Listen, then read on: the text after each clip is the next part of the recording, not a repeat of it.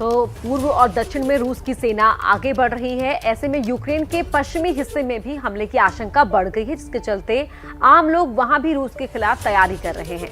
Rifle के सहारे super power से लड़ने का हौसला दिखा रहे हैं। कतार में खड़े लोगों की ये तस्वीरें पश्चिमी यूक्रेन के लीव शहर की हैं। यहाँ रूस से लंबी जंग लड़ने की तैयारी हो रही है। घर घर हथियार रखने की कोशिश शुरू हो गई है। लीव की ये इमारत हथियार सप्लाई करने वाली कंपनी का स्टोर है, जिसके बाहर आम लोगों की लाइन लगी है। जेलेंस्की सरकार ने जो मार्शल लॉ लगाया है, ये उसका नतीजा है। कहा जा रहा है कि इनमें से कुछ लोग ऐसे भी हैं जो रूस से लोहा लेने के लिए विदेश से भी लौटे हैं।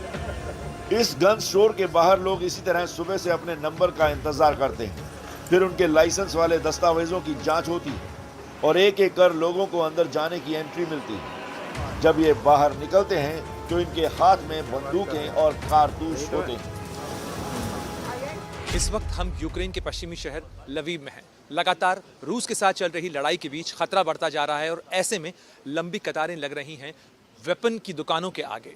ये स्टवोल का स्टोर है जो कि यूक्रेन की एक सबसे बड़ी हथियारों की चेन है और ऐसे में बड़ी लाइन लग रही है यहाँ पर लोगों की जो अपने लाइसेंस के साथ यहाँ से हथियार लेने के लिए आए हैं। और हाल ही में जो यूक्रेन की सरकार है उसने मार्शल लॉ के साथ साथ इस चीज़ की परमिशन भी दे दी है कि लोग अपने प्रोटेक्शन के लिए हथियार ले सकते हैं और ऐसे में बड़ी संख्या में लोग हथियार लेने के लिए यहाँ पर आए। The Ukrainian government has allowed citizens to keep the weapon for their protection.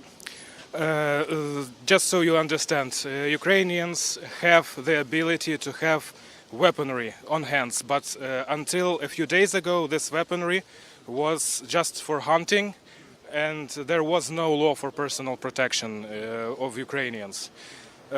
Now the government has passed the law that you can protect yourself, your family, your close ones against the invaders, against the Russians.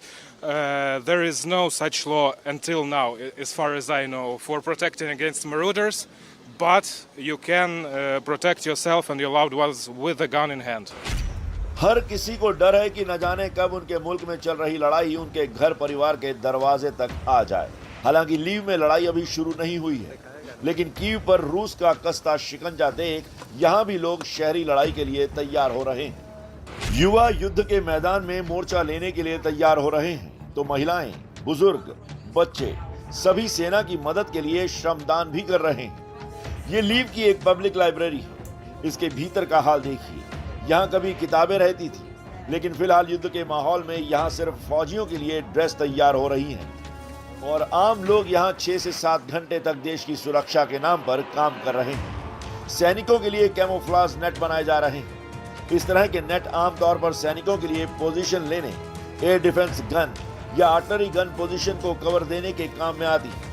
लोगों का कहना है कि सेना के जवानों के लिए इस तरह के नेट खार्किव और सूमी में नहीं बनाई जा सकती, इसलिए यहाँ लीव से तैयार कर इसे युद्ध के मोर्चे पर भेजा जा रहा है।